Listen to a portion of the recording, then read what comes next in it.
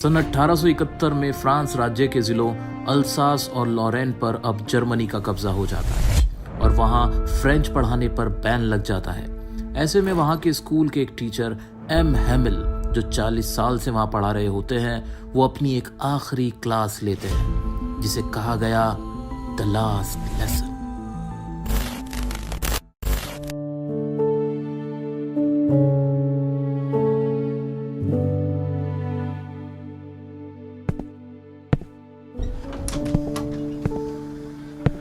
Friends, बेटा आज मैं तुम्हें डांटूंगा नहीं, तुम्हें बुरा लग रहा होगा।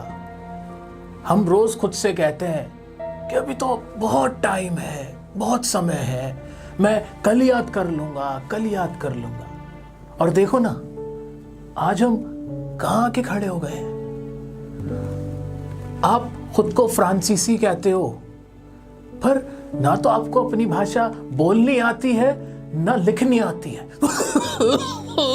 क्या आप जानते हो कि हमारी फ्रांसीसी भाषा इस दुनिया की सबसे सुंदर भाषा है, सबसे लॉजिकल, सबसे क्लियर, और हमें इसकी रक्षा करनी ही होगी।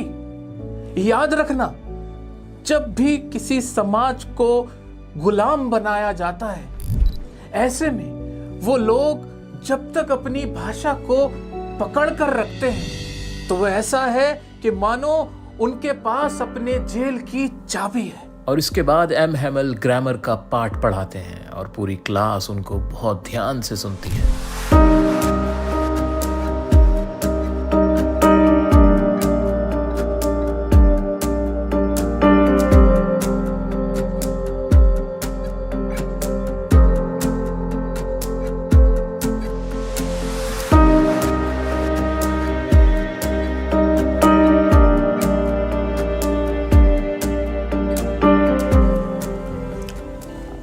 मेरे दोस्तों, मैं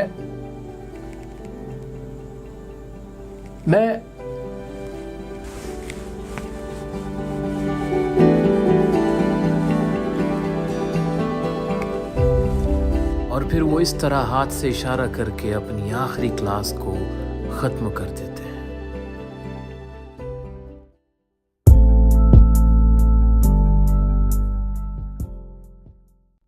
तो दोस्तों, कहानी तो ऑलमोस्ट आपको समझ में आ ही गई है। अब मैं आपके सामने इसका एक लॉन्ग आंसर, जो कि बहुत आसान वर्ड्स में मैंने खुद अपने इन हाथों से आपके लिए लिखा है, थैंक यू, वो एक्सप्लेन कर देता हूं, जो आप एग्जाम में लिख के आओगे। कुछ इंपॉर्टेंट लाइंस बताता हुआ जाऊंगा, कुछ वर्ड्स बताता हुआ चलूंगा, वो देख लेना। छोटा सा आंसर है, जल्दी से देख लेते हैं और इसकी कहानी को, स्टोरी को भी अच्छे से समझ लेते हैं। चैप्टर है हमारा द लास्ट लेसन, जैसे कि इसके नाम से ही पता चल रहा है कि आखिरी लेसन है, इसके बाद और क्लास नहीं होगी। ये कहानी है एक टीचर की, एम हैमिल जिनका नाम है, और एक बच्चा जिसका नाम क्या है, फ्रांस जिसका नाम है।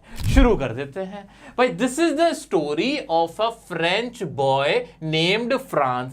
भाई एक स्टोरी है किसकी, एक फ्रेंच बॉय की, यानी जो फ्रांसीसी लड़का है जिसका नाम क्या है, फ्रांस। इतना याद रखने में कोई दिक्कत होगी किसी को? नहीं होगी। आ जाते हैं। ही डिसलाइक्स स्टडिंग फ्रेंच। वो क्या करता है, डिसलाइक करता है। क्या करना, फ्रेंच पढ़ना, फ्रेंच भाषा को सीखने को नापसंद करता है। इतना क्लियर है? आ जाते हैं।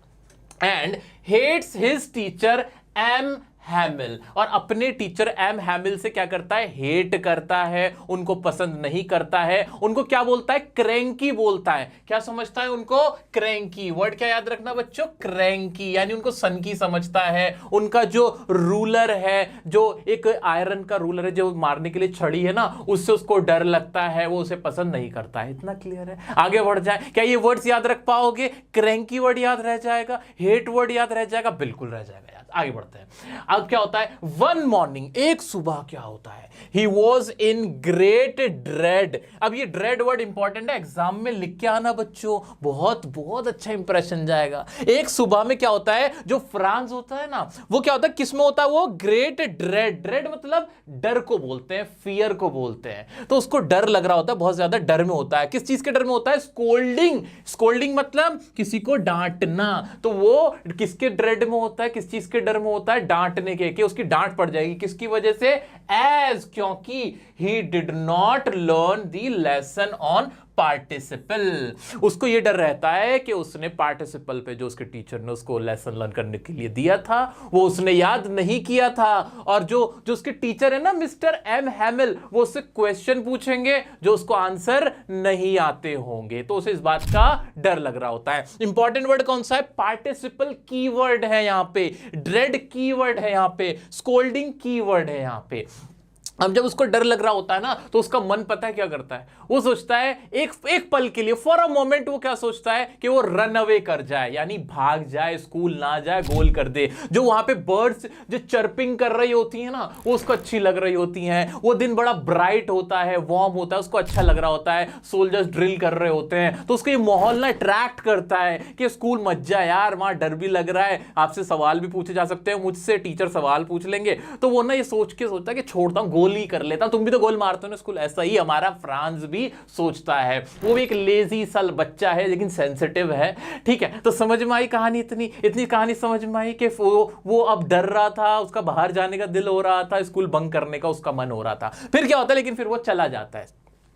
When he reached his school, अब ये लाइन बड़ी आसान है भाई। वो जब अपने स्कूल पे रीच किया उसने, यानी पहुंचा, उसने क्या देखा? He found, उसने देखा there was silence all around। Silence important word है बच्चे, कि वहां जैसे स्कूल में पहुंचा हर जगह हसल बसल जैसे होती है उस तरह की नहीं थी, साइलेंस थे, सब लोग सीरियस हुए थे। क्यों? The student set eight there desk silently. जो बच्चे थे, सभी बच्चे ना अपने डेस्क पे बड़े खामोशी से बैठे हुए होते थे, जो कि ऐसा कभी नहीं होता था। ये नयापन उसने देखा, नया चेंज देखा। एग्जाम में क्वेश्चन आएगा बच्चों कि जब फ्रांस स्कूल पहुंचा उस दिन सब कुछ अलग क्या था, वहां स्ट्रेंज क्या था, स्ट्रेंज अजीब क्या था, तो आप ये सारी लाइंस लिख दोगे। लिख पाओगे कि नहीं? कि सब कुछ साइलेंट था, बच्चे साइलेंट बैठे हुए थे, और क्या हो रहा था?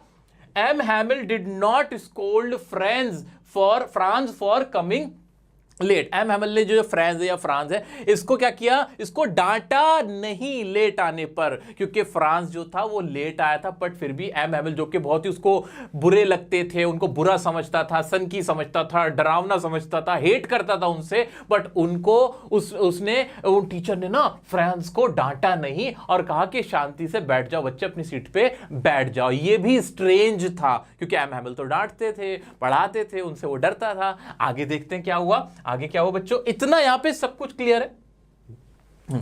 He was wearing, ये जो एम हैमिल थे वो क्या पहने हुए थे? He was wearing his beautiful dress which he never wore except on inspection and prize days. सबसे इंपॉर्टेंट, आपने ड्रेस तो देखा ही था एम हैमिल का, आपको पहन के दिखा देता मैंने।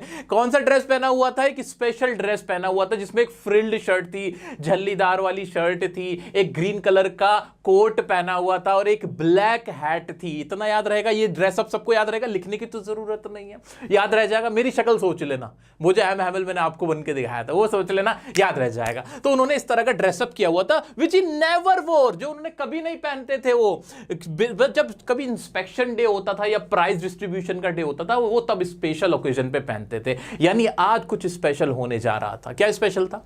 The villagers were also present in the class. जो गांव के लोग थे ना वो भी बेंच पे पीछे बैठे हुए थे, सारे विलेजर्स जो थे ना वो भी, पोस्ट मास्टर वगैरह सब लोग वहां बैठे हुए थे क्लास के अंदर जहां बच्चों को बैठना था। ये भी स्ट्रेंज था। ये सारी लाइंस आपके आंसर में आ जाएंगी। अगर आपसे पूछा जाए कि उस दिन क्या स्ट्रेंज हुआ था तो आप ये सब लिख दोगे। लिखोगे ना? किसी को कोई दिक्कत तो नहीं हो रही? कोई डिफिकल्ट वर्ड तो नहीं है ना, यहाँ आसान है ना। आ जाओ। Everybody looked very sad. हर कोई क्या था? बहुत ज्यादा सैड नजर आ रहा था, बहुत उदास था। क्लास में जो भी बैठे हुए थे लोग सब बड़े सैड थे। Then M Hamel told that the order has come. फिर एम हैमिल जो टीचर थे वो उठते और बताते हैं कि भाई ऑर्डर आ चुका है। कहां से? बर्लिन से। बर्लिन जर्मनी, यानी बर्लिन जर्मनी की राजधानी तो है, तो बर्लिन से ऑर्डर क्या है कि to teach only German in the schools of Alsace and Lorraine. और ये जो स्कूल्स है जो अल्सास और लॉरेन के, वहां पे अब से सिर्फ और सिर्फ जर्मन पढ़ाई जाएगी, फ्रांस या फ्रेंच भाषा नहीं पढ़ाई जाएगी। ये ऑर्डर जर्मनी से आ चुका है। टू टीच ओनली जर्मन, कि आपको सिर्फ जर्मन पढ़ानी है। कहां कहां?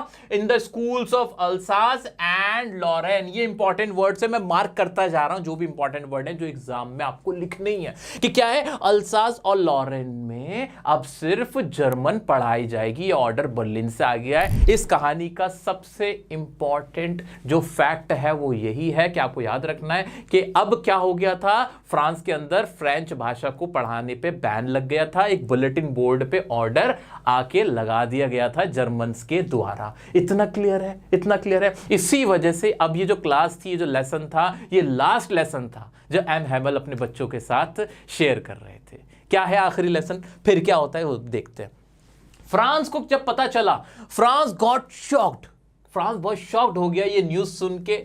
He felt sorry for not learning his lessons and French language. वो बहुत सॉरी फील करता है, बहुत पछताता है। उसको लगता है कि वो एम हैमल के बातें नहीं मानता था, होमवर्क पूरा नहीं करता था, वो स्कूल बंक करता था। उन सब चीज़ों को सोच के उसको बड़ा सॉरी, यानी बहुत पछतावा, बहुत गंदा, बहुत बुरा फील होता है। उसको इंपॉर्टेंस समझ में आने लगती है अपनी लैंग्वेज की। उसे यकीन नहीं होता कि that was his last lesson, कि अब वो उसका लास्ट लेसन था। इसके बाद अब वो फ्रेंच नहीं पढ़ पाएगा। वो खुद से पूछता है, कहता है कि अभी तो मुझे लिखना भी नहीं आता, अभी तो मैंने फ्रेंच लैंग्वेज सीखी भी नहीं है, मुझे बोलनी भी नहीं आती है, मुझे लिखनी भी नहीं आती है ना, मुझे अभी नहीं आती है, मैंने नहीं सीखी है ठीक से। बोल तो लेता होगा थोड़ी बहुत क्योंकि फ्रांस में था, लिखनी नहीं आती है मुझे ठीक से, लेकिन मैं ऐसे ही मेरा लास्ट लेसन ये कैसे हो सकता है। ये सब सोच के ना वो बहुत सॉरी फील कर रहा होता है, बहुत सरप्राइज हो जाता है।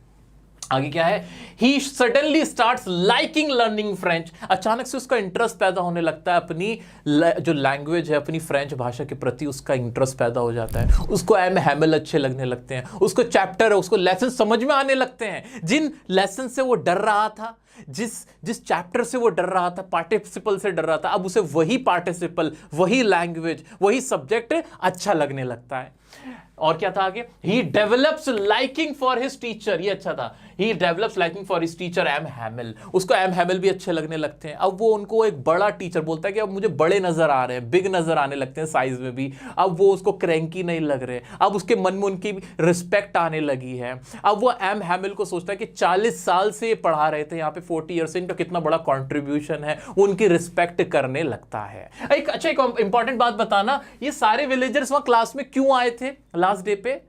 इंपॉर्टेंट पॉइंट है, वो इसलिए आए थे, वो रिस्पेक्ट पे करने आए थे, ऑनर पे करने आए थे एम हैमल को, क्योंकि वो वहां पे पिछले 40 साल से पढ़ा रहे थे बच्चों को। तो आउट ऑफ रिस्पेक्ट उनको सम्मान देने के लिए वो उनकी क्लास में आके बैठे थे सभी विलेजर्स। याद रखने वाली बात है। क्या आगे बढ़ जाऊं मैं? आगे बढ़ते हैं, नेक्स्ट देखते हैं क्या है आगे। फिर क्या हुआ, M Hamel blamed everyone for not learning their language. M Hamel ने सबको कहा कि इसमें सिर्फ बच्चों की गलती नहीं है जो फ्रेंच भाषा अभी तक नहीं सीख पाए, इसमें आप भी जिम्मेदार हो, और including my self, including himself, कि मैं भी जिम्मेदार हूं। उन्होंने खुद को भी जिम्मेदार ठहराया कि वो ठीक से पढ़ा नहीं पाए, वो सिंसियर नहीं थे अपनी ड्यूटी में। क्योंकि एम हैमल क्या करते थे, वो फिशिंग पे चले जाते थे, बच्चों को अपने पर्सनल काम के लिए इधर बाहर भेज देते थे। तो इस तरह से वो भी कभी कभी सिंसियरिटी नहीं दिखाते थे, शो नहीं करते थे। इस वजह से वो सबको ब्लेम करते हैं, इंक्लूडिंग हिमसेल्फ। ठीक है, आगे बढ़ते हैं। वो विलेजर्स को कहते हैं कि आपने अपने पर्सनल फायदे के लिए, पैसे कमाने के लिए बच्चों को पढ़ने नहीं भेजा, उनसे पैसे कमाने के लिए आपने उनको छोड़ दिया, आपने उनकी पढ़ाई पे ध्यान नहीं दिया। सो सभी लोग, हम सभी जिम्मेदार हैं कि हमारे बच्चे आज भी फ्रेंच लैंग्वेज नहीं सीख पाए, इस वजह से। आगे बढ़ते हैं। ही सेड दैट, और आगे वो क्या कहते हैं, the French language is the most logical and beautiful language in the world.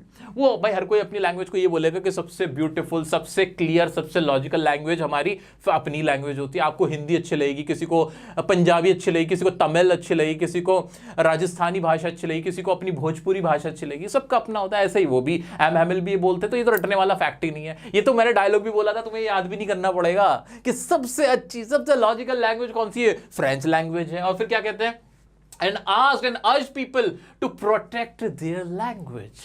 वो कहते हैं कि आप लोगों को अपनी लैंग्वेज को, अपनी फ्रांसीसी भाषा को ना प्रोटेक्ट करना है, बचा के रखना है, संजो के रखना है। और फिर आगे क्या बोलते हैं, अकॉर्डिंग टू हिम, भाई उनके अनुसार language is the key to the prison. अगर कोई जो समाज इंस्लेव्ड हो जाता है, उसको गुलाम बना लिया जाता है, तो अगर उसने अपनी लैंग्वेज को प्रोटेक्ट करके रखा हुआ है, अगर होल्ड करके रखा हुआ अपनी लैंग्वेज को, तो वो ऐसा है मानो जो प्रिजन है उसकी की उसके पास है। ये बात तो आपको इंट्रो में याद हो गई थी, इसे तो रटने की भी जरूरत नहीं है। इंपॉर्टेंट है लेकिन बहुत इंपॉर्टेंट है, इसके ऊपर एडवांस क्वेश्चन आ सकता है आपसे। हाँ, कॉम्पिटेंसी बेस्ड क्वेश्चन जो होता है ना उस पर आ सकता है कि बताइए लैंग्वेज का क्या रोल है किसी की लाइफ में, तो उसमें ये सारी बातें लिखनी कि भाई लैंग्वेज अगर कोई समाज इंस्लेव हो जाता है तो language is like just a की टू द प्रिजन। इस तरीके से हम लैंग्वेज की इंपॉर्टेंस बता सकते हैं। और लास्ट में क्या, one must preserve their mother tongue. हर जो भी है, जो भी इंसान है, उसको अपनी जो मातृभाषा है ना उसको प्रिजर्व करना चाहिए, उसको संजो के रखना चाहिए, अपनी हेरिटेज को संजो के रखना चाहिए। अगर वो ऐसा करते हैं तो कोई उनको गुलाम नहीं बना सकता, अगर बना भी लेगा तो फ्रीडम हासिल करना आसान हो जाता है। तो ये पूरे चैप्टर की कहानी थी। इसमें मेन अगर मैं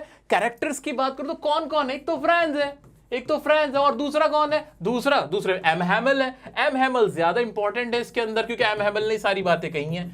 एम हैमल ने सारी बातें कैसे कही है, लैंग्वेज की जो इंपॉर्टेंस है वो एम हैमल ने बताई। एम हैमल है कौन, इतना याद रखना है भाई, 40 इयर्स क्या पढ़ा रहे, 40 ईयर्स से क्या पढ़ा रहे, वहां पे टीचिंग कर रहे, क्या पढ़ाते हैं, फ्रेंच लैंग्वेज पढ़ाते हैं। उनको जो फ्रांस था क्या समझता था, क्रैंकी समझता था, ठीक है। और लास्ट डे पे वो क्या हो जाते हैं, बहुत इमोशनल हो जाते हैं और वो बड़े पेट्रियोटिक से भी नजर आते हैं, पेट्रियोटिज्म भी शो करते हैं, है ना, लैंग्वेज की इंपॉर्टेंस बताते हैं। ये सारे काम कौन कर रहा है, एम हैमल कर रहे हैं। तो एम हैमल का कैरेक्टर स्केच अगर आ जाए तो ये सारी बातें बतानी है। लास्ट डे पे इन्होंने कैसे कपड़े पहने हुए थे, बहुत स्पेशल, जो कि ये फॉर्मल ड्रेस में आए हुए थे, जो पहले ये कभी नहीं पहनते थे, मतलब सिर्फ स्पेशल ओकेजन पे पहनते, नॉर्मली नहीं पहनते थे। कैसी फ्रिल्ड शर्ट पहन रखी थी, ग्रीन कोट था, ब्लैक कलर की कैप लगा रखी थी, ये इसमें हम बता देंगे। बहुत ज़्यादा इमोशनल हो रहे थे, मोशनलेस चेयर पे बैठे रहते हैं, फिर खड़े हो जाते हैं, खामोश रहते हैं। लोग आए थे क्या करने, इनको रिस्पेक्ट पे करने के लिए। तो ये इंपॉर्टेंट क्वेश्चन, देखो मेरी नज़र में ना इंपॉर्टेंट क्वेश्चन इसका यही बनता है। जिसने इतने फैक्ट्स याद रख लिए ना वो इस चैप्टर में और कुछ ज़्यादा कहीं फंसेगा नहीं है, क्योंकि एम हैमल की ही जिंदगी पे मेनली है कि उन्होंने क्या क्या किया, उन्होंने लास्ट डे को क्या क्या किया। फ्रांस तो एक बच्चा है जिसको बस साइड में रखा हुआ है कि वो जा रहा है, डर रहा है, ये कर रहा है, वो कर रहा है।